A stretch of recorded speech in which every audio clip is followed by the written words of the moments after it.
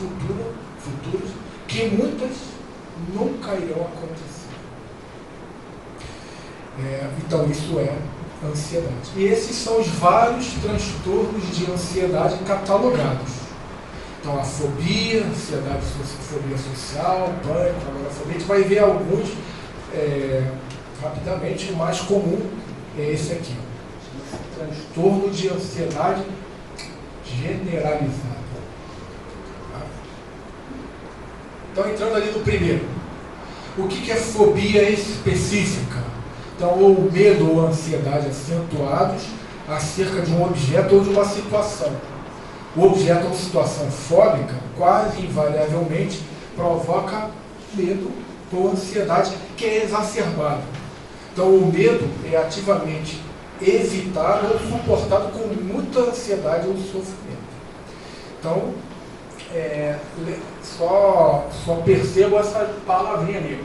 Não é um medo qualquer, é um medo acentuado, é um medo exacerbado, muito intenso, que atrapalha no dia a dia da pessoa. Então, ele é desproporcional em relação ao perigo real imposto pelo objeto ou situação e ao contexto sociocultural.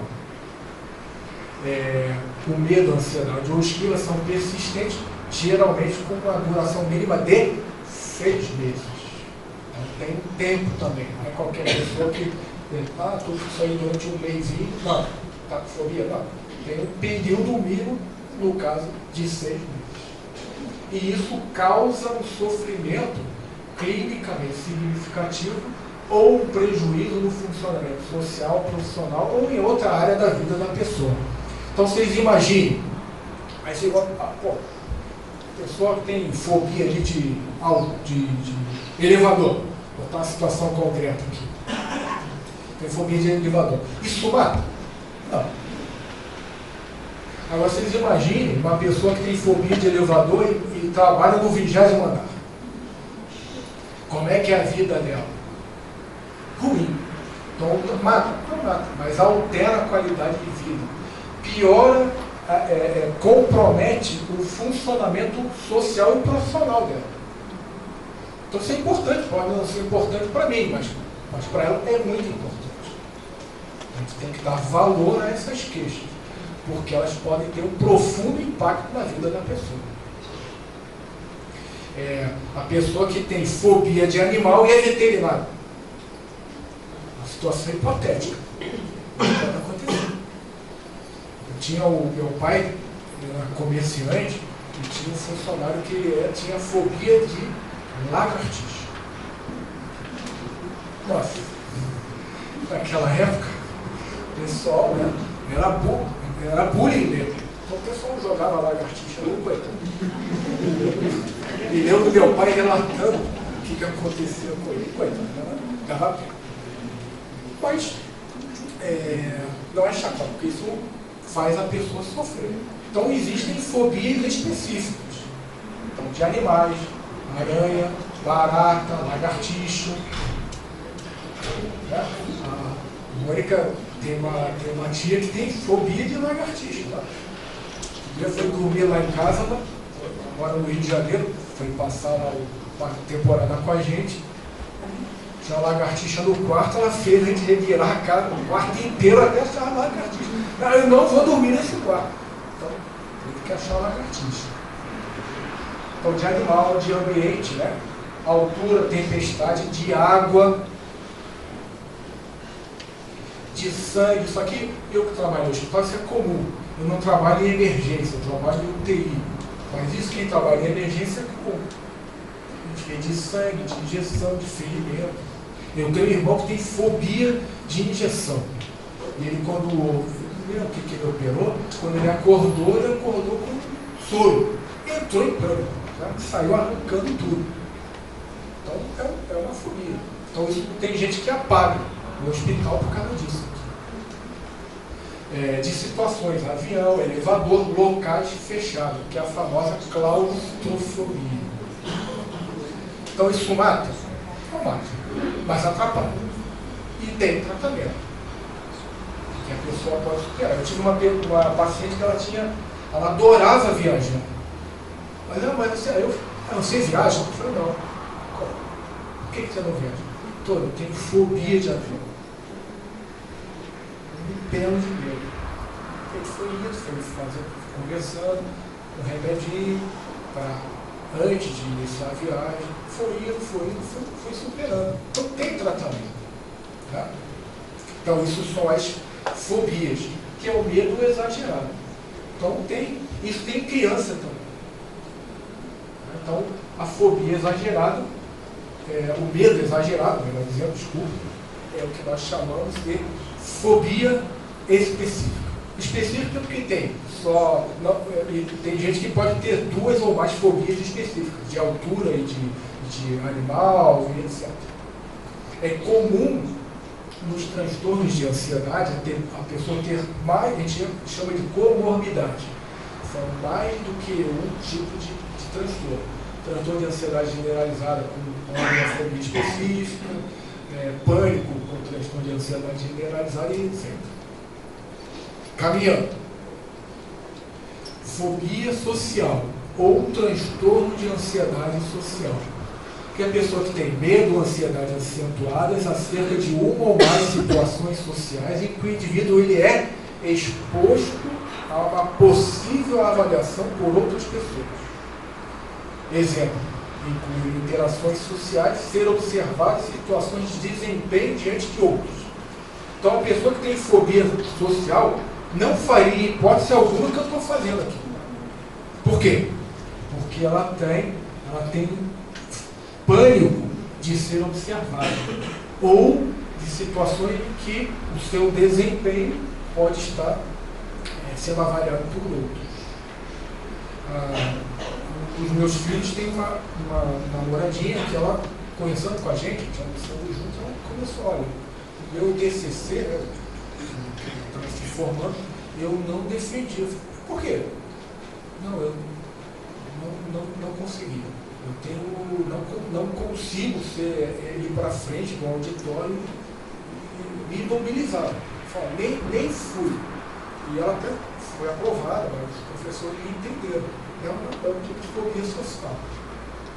A gente vai ver aqui, está um pouquinho mais na frente, as situações em que podem a pessoa apresentar, né, são os gatilhos que disparam a fobia social. Então o indivíduo teme agir de uma forma de demonstrar sintomas de ansiedade que serão avaliados negativamente.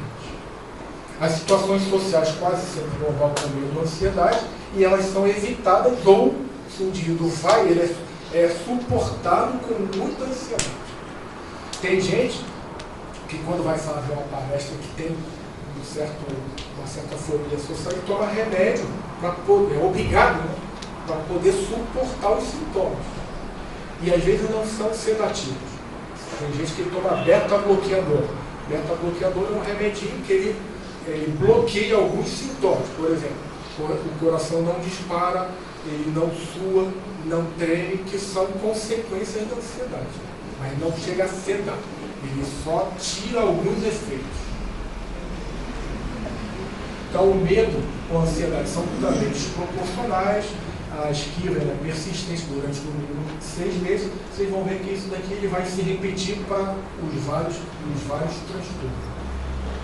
E causa um sofrimento clinicamente significativo. Então a pessoa que, no caso, vai ter que fazer uma palestra, uma apresentação, defender um trabalho, tem fobia social, para ela, eu prefiro que o chão se abra e engula, que eu não quero fazer. Porque realmente é terrível. Mata, não mata. Então, quais são as situações em que são muito difíceis, né, que são temidas? Performance de falar em público, de realizar atividades na frente dos outros, de fixar o olhar no olho de estranho, reclamar de algo publicamente, de realizar testes, de oferecer ou participar de recepções ou festas, aproximar-se de pessoas do sexo oposto, dar opiniões em grupos, conhecer pessoas, falar ao telefone com desconhecidos, comer em público, urinar em banheiro público, assinar diante de outros, ser o centro de atenções e devolver objetos danificados em outros.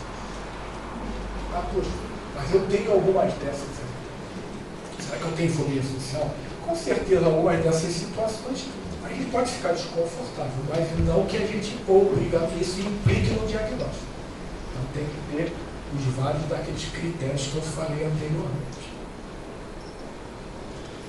Famoso pânico, ou doença do pânico, ou transtorno do pânico. Então o que é isso mesmo? Então são pessoas que têm ataques de pânico recorrente. O que é recorrente? É uma coisa que vai e volta, não dá uma única vez. Ela recorre, ela retorna. E é inesperado. Então, o ataque de pânico é um surto abrupto de medo ou desconforto intenso que alcança um pico em minutos. Ele inicia rapidamente, alcança um pico, dura um tempinho e volta ao normal. Acompanhado por 4, pelo menos, dos sintomas que a gente vai ver nesse vídeo. Um surto abrupto pode ocorrer a partir de um estado calmo ou do estado ansioso. Então a pessoa pode estar ansiosa por algum motivo, pode estar lá lendo o seu jornal, em qualquer lugar. Já vi pessoas tendo ataque de pânico dentro do ônibus, dirigindo. Já vi gente tendo ataque de pânico dentro do ônibus na ponte. Aí ele associa o ataque de pânico na ponte e nunca mais quer passar na ponte. Aí desenvolve a agorafobia que a gente vai ver mais adiante. Ele associa aquilo como um evento traumático. Então, além disso, o que mais que ele sente? Palpitações, taquicardia, sudorese, tremores ou abalos, sensação de falta de ar ou de sufocamento, asfixia, dor ou desconforto torácico. Tem gente que acha que está infartando aqui, comum no pronto-socorro, a pessoa chegar com um ataque de pânico, está infartando e, na verdade, aí faz exames de sangue e ela puxa mais para o ataque de pânico ou simplesmente uma crise de ansiedade, que não chega a ser pânico, do que o próprio problema orgânico. Aliás, isso aqui é bem comum. Náusea ou desconforto abdominal, tontura, instabilidade, vertigem ou desmaio, calafrio ou ondas de calor, parestesias, que são sensações de formigamento ou de anestesia em partes do corpo, não obrigatoriamente no corpo todo, às vezes só numa parte do corpo, sensação de estar fora da realidade, de estar distante de si mesmo, medo de perder o controle ou de enlouquecer e medo de morrer naquele momento. Então, além daquele pânico, aquele medo, ele tem 4 ou mais desses sintomas que a gente acabou de escrever de repente, do nada, abruptamente. Então, pelo menos um dos ataques foi seguido por uma apreensão, preocupação persistente de ter novos ataques de pânico e suas consequências. Por exemplo, de perder o controle, de enlouquecer, de ter um ataque cardíaco ou de ter um derrame também. A pessoa, estou tendo um derrame, pelo amor de Deus, me acorde. Às vezes é simplesmente um ataque de pânico. E pode ter uma mudança desadaptativa no seu comportamento, porque ele passa a ter medo de ter novos ataques. Porque é tão apavorante a sensação que é. Agorafobia. O que é isso daí? Então, é um medo ou ansiedade marcante acerca de 2 ou mais dessas situações aqui. Uso em transporte público, permanecer em espaço aberto, permanecer em local fechado, permanecer em fila ou no meio da multidão, sair de casa sozinho. Quem tem transtorno do pânico, muitas vezes desenvolve agorafobia e não sai mais de casa. Acopla uma agorafobia porque ele começa a não querer sair de casa por medo de ter um novo ataque na rua. Então ele começa a ficar recluso. Então o indivíduo tem medo ou evita essas situações devido ao pensamento de que possa ser difícil escapar ou de que o auxílio pode não estar disponível no caso dele desenvolver um ataque de pânico. Então ele começa a desenvolver o que nós chamamos de agorafobia. E aqui, aquilo que eu falei, se repetem aqueles descritivos, dura mais do que 6 meses, ele é desproporcional, não é uma coisinha que dá uma vez e desaparece. aquilo é persistente, ele é recorrente. Então, não dá uma vez, dá várias vezes. E aqui o mais comum.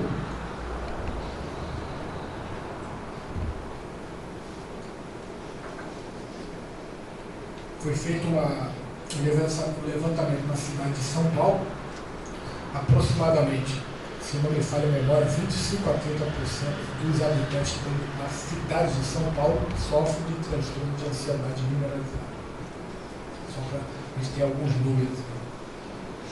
Então, e o que é a ansiedade generalizada? É a ansiedade, uma preocupação excessiva, na maioria dos dias, por pelo menos 6 meses, com diversos eventos ou atividades. E o indivíduo, quem tem ansiedade, sabe que tem. É difícil o indivíduo se perguntar, mas você se considera ansioso? Ele fala, não. Geralmente ele não, eu sou ansioso.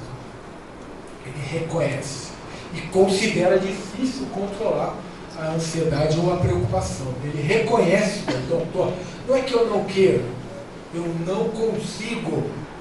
É diferente. Às vezes a pessoa quer, mas aquilo é maior do que ela. E como a gente comentou lá atrás, não é que ele não tenha vontade não tenha vontade de superar. Tem, tenta, mas não consegue.